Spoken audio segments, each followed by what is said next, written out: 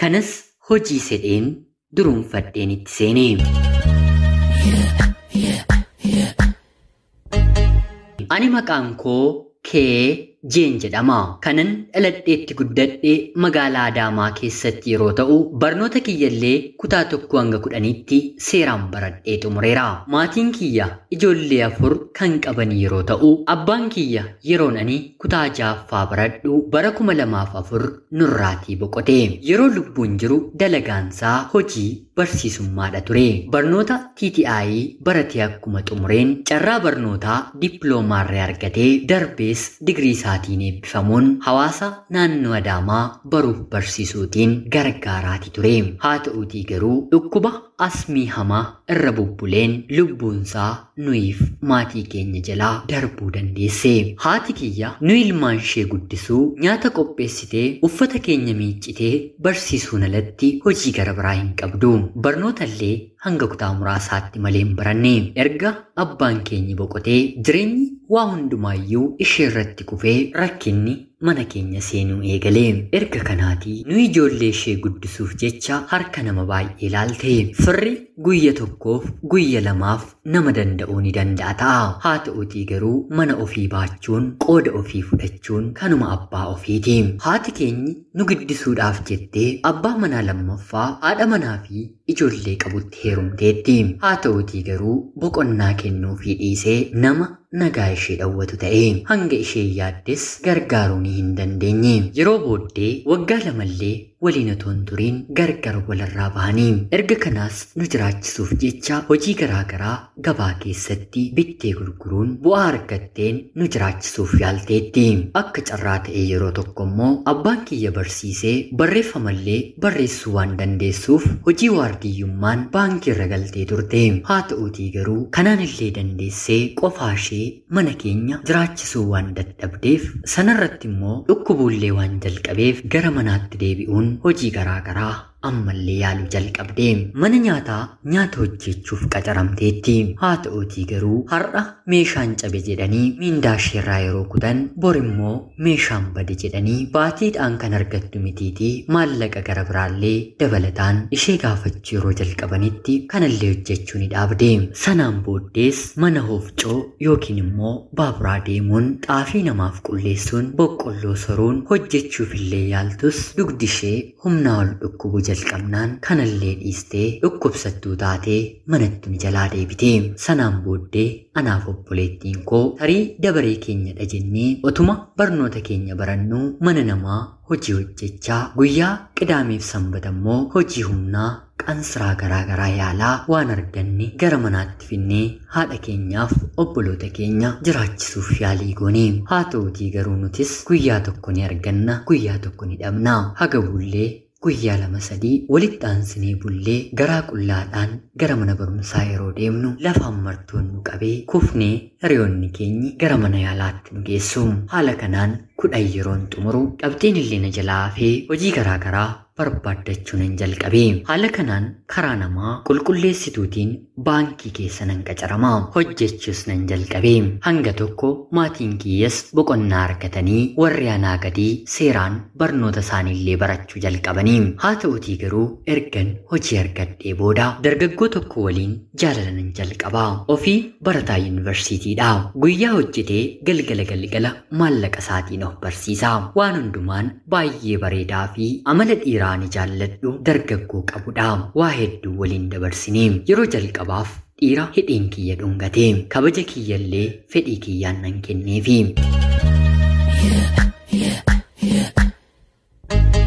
Booddee irratti jaalalli yeroo cimu miindaa ati argattu maatii keef kenniitii kan ani argadhuun immoo mana tokko keessa waliin jiraannaa jedhee fuudhaaf na gaafate.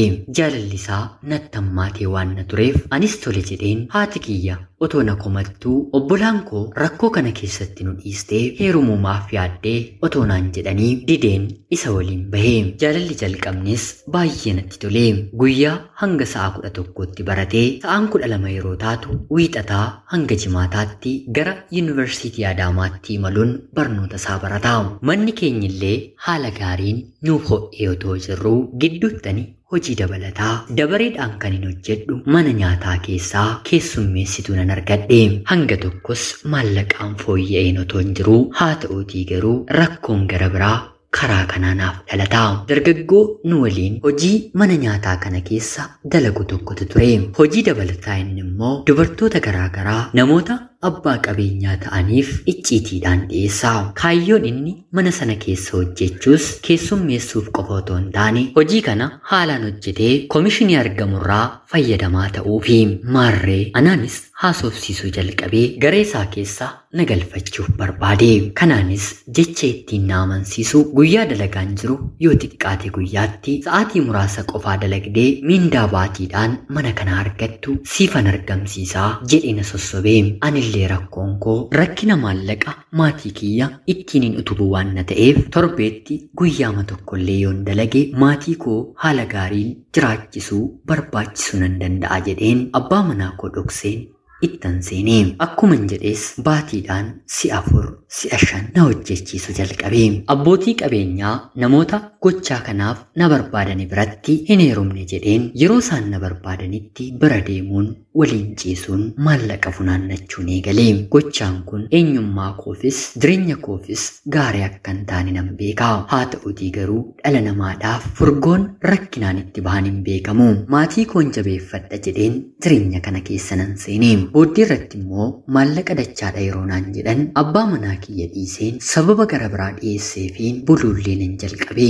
Booddee irratti garuu guyyaa tokko abbaan manaan koo walitti fufinsaan guyyaa hedduu waan buleef maali ishee malee hojjetaan mana kana keessa hin jiru jedhee hoteela ani guyyaa hojjedhu halkanis wantan hojjedhu isatti fakkaatee na barbaacha naannoo toora sa'aatii 3tti dhufe. Haa ta'uutii garuu sa'a 10tti akkan bahe abbaan hoteela sanaatti dubbata. Bilbila kiyya irratti bilbilee eessa jirta yeroo naan jedhu mana nyaataan dalagu keessa akkan jiru nitti hime. Dhufee na dhabuusaa yeroo natti dubbatu amma dhufe jedheen bilbila irratti cufe. Haa ta'uutii garuu hanga sanaatti eessa deemteetta jedhee hojjettoota na waliin hojjetan dabaree galgalaa yeroo gaafatu biizinasiidhaaf baateetti jedhanii isatti dubbatanii. Yeroo sanaatiif maal akka ta'e waan hin galleetiif adda baafachuu barbaade. Hojii kiyya sadaffaa kana tokko lamaan itti himanii. Yeroo hedduu mana keessa meeshaa garaagaraa yeroon bitu mindaan kee hanga kanaadhaa eessaa fiddee wanta kana bittee jedhee yeroo na gaafatu tiippii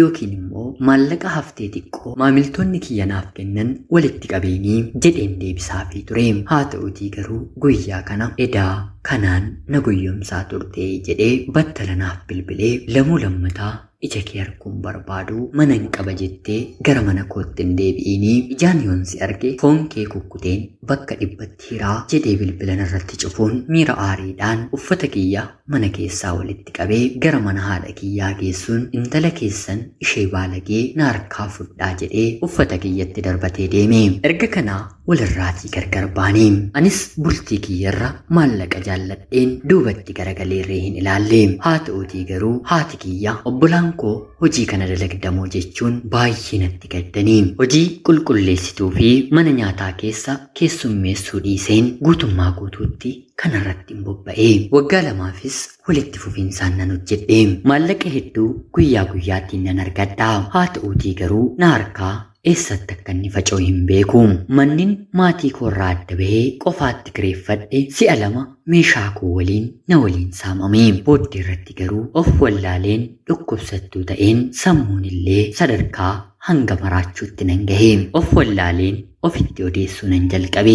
Mana kiyyaa ba'een deebi'een gara mana kootti galuun natti ulfaate. Baay'ees natti hammaannaan maraatanis fayyaa ta'anis kan nama hin nuffine haati kiyya ofitti na fudhattee ofii otoo dhukkubsattuu anaanillee wal'aanuu jalqabdee mana yaalaa hospitaala adda addaa mana amantaa na geessuun baatii 6 booddee namummaa koo har'aatti hin deebi'e. Abbaan manaan koo ija kee yoon arge sin ajjeesa naan jedhe barnoota isaa xumuree hojiillee yeroodhaan argatee fuudhee ilma dhiiraa tokkollee godhateera. Anaaf garuu jireenyi koo garuma duraatti na deebistee rakkoof rakkina keessan jira. Afurri hojii kiyya sagaagalummaatti akkan deebi'uuf dhiibbaan irratti godhu jira. Yeroon of beekutti of hin didaa. Galgala yeroon ciisu garuu borii kaasee nan dalaga jedheen waadaa ofiif gala. Yeroon ka'u garuu maallaqaaf jedheen lamuu lammata. Jireenya kana keessatti hin seenu jedheen waadaa ofiif gala. Haati kiyya ofii beela'een si nyaachifadhaa. Hojii kanatti hin seenin jettee boossee na kadhatti. Hojii gara biraallee firoottan koonaaf arganii turanii. Haa ta'uutii garuu maallaqa sana waan hin bareef humna godheen obseen hin dalagu. Yoon dalagees abbaa hojii waliin walitti bu'aan oola. Ammallee hojii garaagaraa nan jalqaba nan dhiisa. Hundumaarra garuu sammuu koo injifatee yeroo galgalaa umara sammuu kiyya kan qoru hojii fokkisaa kanadha. Jireenya koo kaleessaa dhabuu kootti nan gaabbaa. Haa ta'uutii garuu irra deebisee ijaarrachuuf safuu wallaaleen qalbiin dhala namaaf kenname na keessaa fuudhameera. Mee obboloonni koo seenaa kiyya qayyabattan akkan jijjiiramuuf onnee guutuu kan namaa akkan argadhuuf yaada keessan komentii jalatti naaf qoodaa. Ana obboleettii keessan Keejee Jiituu Magariituu Oromiyaa keessaa ulfaadhaa nagayaatti galatoomaa. Yooyyaa ashamaa akkam jirtu kabajamtootaaf hordoftoota qophii Oromiyaa 24. Nagayaaf jaalalli tokkummaan bakka jirtan hundaatti hunda keessaniif yaa ta'u jechaa guyyaa har'aallee seenaa obboleettiin keenya nuuf qoodde tokko isiniif dubbiseen hin ka'a. Akkasin irraa barattaniif hubannoo cimaa ta'e tokko irraa argattan homaa shakkii tokkollee hin qabu. Obboleettii keenya seenaa kee kana nuuf qooduu keetiif guddaa galatoomisiin jechaa kabajamtootaaf hordoftoonni qophii Oromiyaa 24 seenaa ishee dhaggeeffattan yaada jajjabinaa komentii ishee deeggaru akka qooddanii fi kabajaan isin gaafachaa. Qophiin guyyaa har'aaf isiniif qabaddeen dhiyaadhellee kanuma fakkaatti. Hanga yoonaatti yeroo keessan naaf kennitanii dhaggeeffachaa turuu keessaniitiif illee guddaa galatoomaa jechaa chaanalli kun akka jijjiiramuuf akka guddatuuf laayikii fi sheer gochuun hiriyoota keessaniif qooddanii akka na jajjabeessitan kabajaan isin gaafachaa namoonni chaanalii keenyaaf haaraa taatan illee anaa dhufuu kun Oromiyaa 24dha. Guyyaa guyyaatiin seenaa jaalalaa fi xalayaa jaalalaa nama barsiisuu bashannansiisuu danda'u isiniif qabattee waan dhiyaattuuf subscribe gochuun maatii keenya erga taatanii booda xalayaa jaalalaa seenaa jireenyaa nama barsiisan bashannansiisan yoo qabaattan karaa telegiraamii karaa lakkoofsa bilbilaa kiyyaa duwwaa 937 38 6564 naaf kennuun irratti hirmaachuu dandeessu. Qopheessuuf qindeessuun isin waliin kanan ture ani gammachiista shoomeedha. Seenaa gara biraatiin guyyaa boreen walitti deebinutti bakka jirtan maraan turtii gaarii isiniif hawwaa horaa bulaa isiniin jedha. Yeroo gaarii.